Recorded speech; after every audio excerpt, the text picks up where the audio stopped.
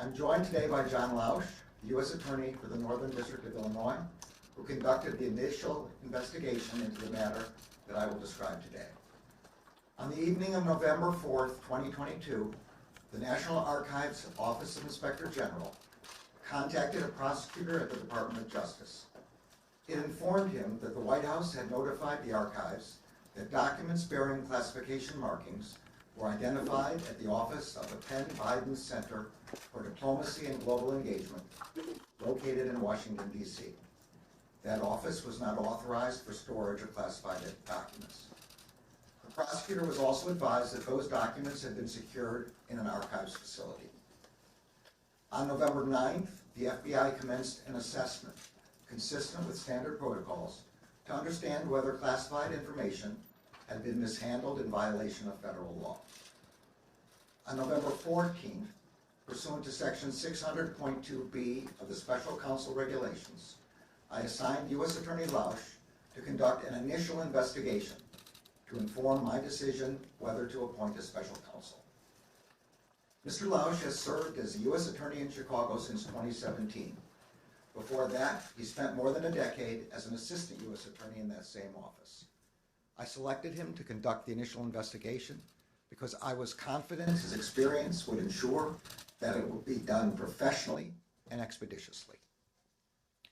On December 20th, President Biden's personal counsel informed Mr. Lausch that additional documents bearing classification markings were identified in the garage of the president's private residence in Wilmington, Delaware.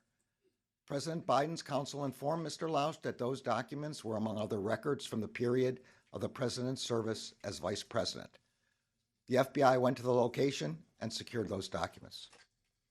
On January 5th, 2023, Mr. Lausch briefed me on the results of his initial investigation and advised me that further investigation by a special counsel was warranted.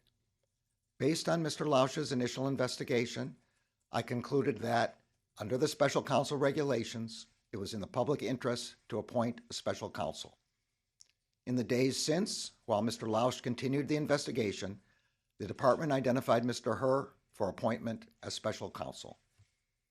This morning, President Biden's personal counsel called Mr. Lausch and stated that an additional document bearing classification markings was identified at the president's personal residence in Wilmington, Delaware.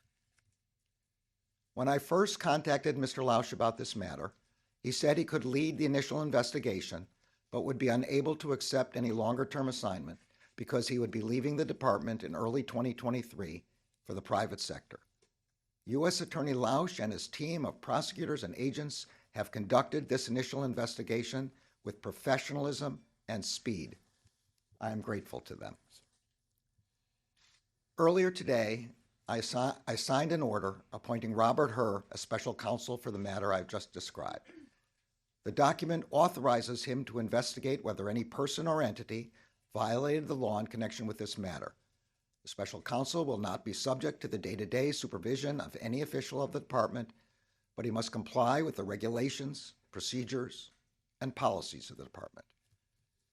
Mr. Hur has a long and distinguished career as a prosecutor. In 2003, he joined the department's criminal division, where he worked on counterterrorism, corporate fraud, and appellate matters. From 2007 until 2014, Mr. Hur served as an assistant U.S. attorney for the District of Maryland, where he prosecuted matters ranging from violent crime to financial fraud.